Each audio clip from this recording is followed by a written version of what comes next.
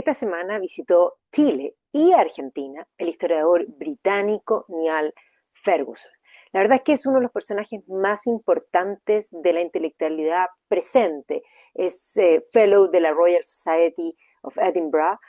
pero también tiene la máxima distinción dentro de los especialistas de su área, cuenta con más de 16 libros, es uno de los hombres más importantes en cuanto a su opinión. Ha trabajado en el Hoover Institute, ha estado vinculado con la Universidad de Harvard y es parte del movimiento que de alguna manera quiere terminar con toda esta cultura de cancelación y wokismo que se ha estado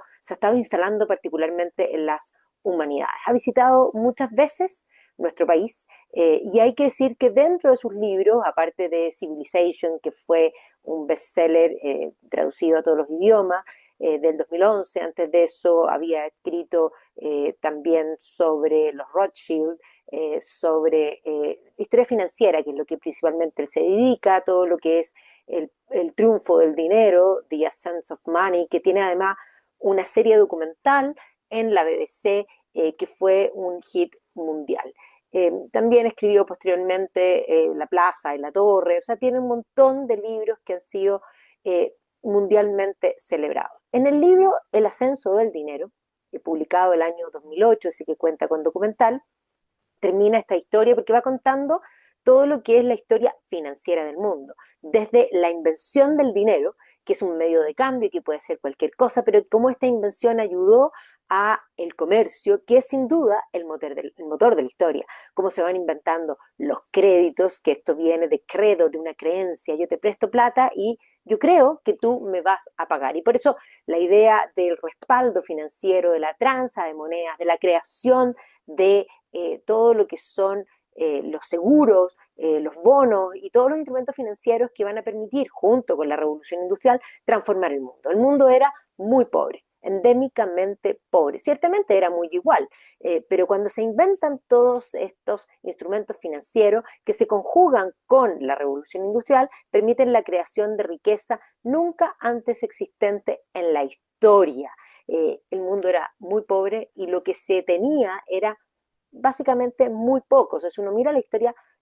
digamos, de producción de los países, es bastante plano hasta la revolución industrial y la combinación de estos instrumentos financieros. Se transforma el mundo, la riqueza se crea, no simplemente está. Es esta combinación virtuosa. Y él termina este libro con dos capítulos de espejo, uno que es cómo hacerlo mal, y se refiere a Argentina, una Argentina rica, una Argentina que era un lugar de destino para los inmigrantes europeos, equivalente a irse a Nueva York. La gente pensaba, ¿dónde me voy? ¿Me voy a Buenos Aires o me voy a Nueva York? Y consideraban que era exactamente lo mismo. Y cuenta esta historia magnífica de esa época de esplendor, del Buenos Aires, del tango, de la sofisticación, que desde Perón en adelante decidió tomar un camino de hacerlo mal, y el populismo y básicamente el socialismo aplicado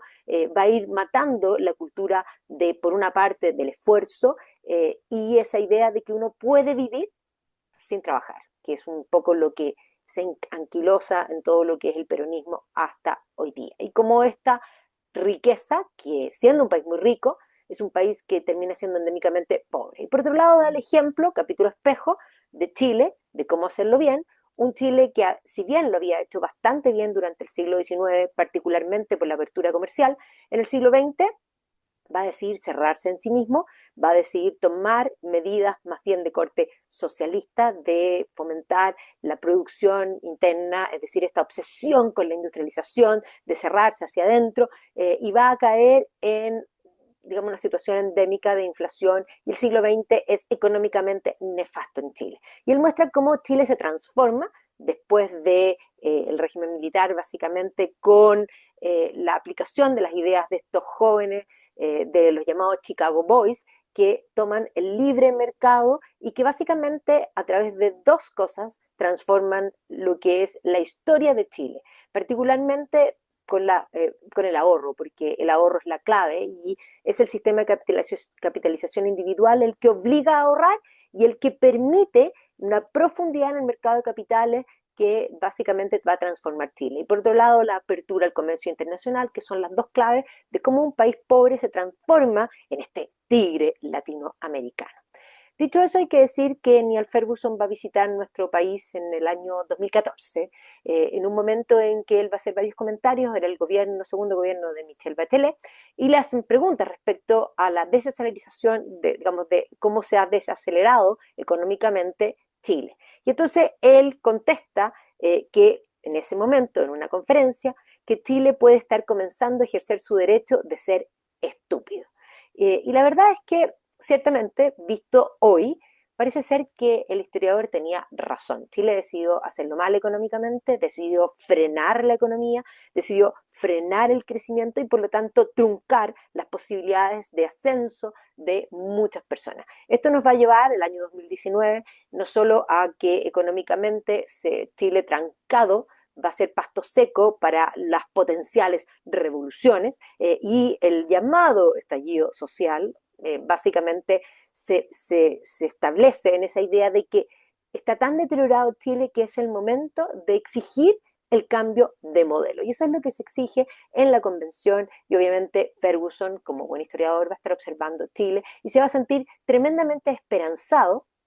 en el momento en que en Chile finalmente se rechaza ese proyecto constitucional de la convención que básicamente llevaba a Chile al camino,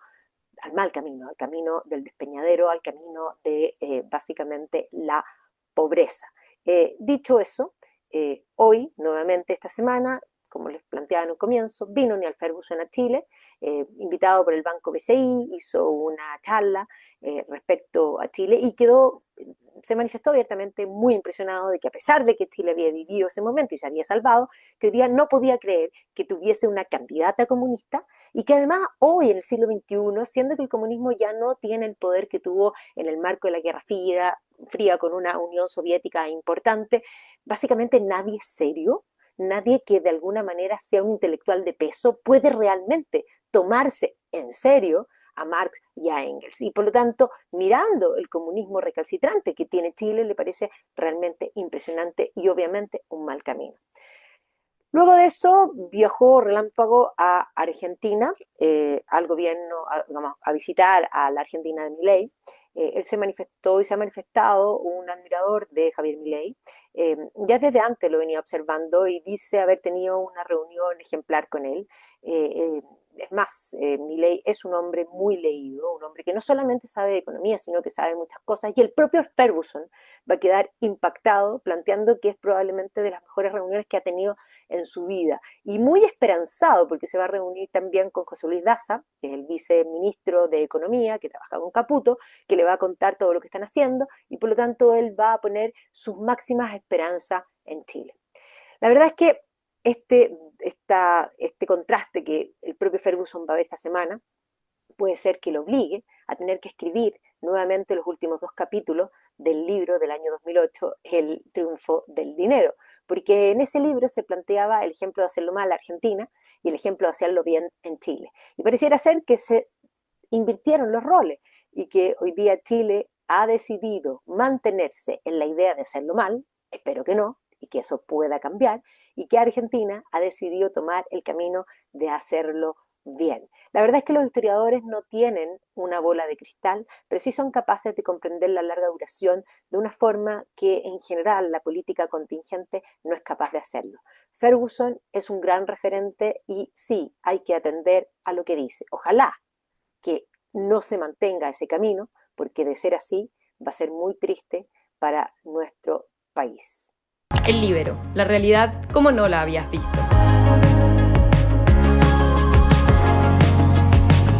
Haz que estos contenidos lleguen más lejos haciéndote miembro de la Red Líbero.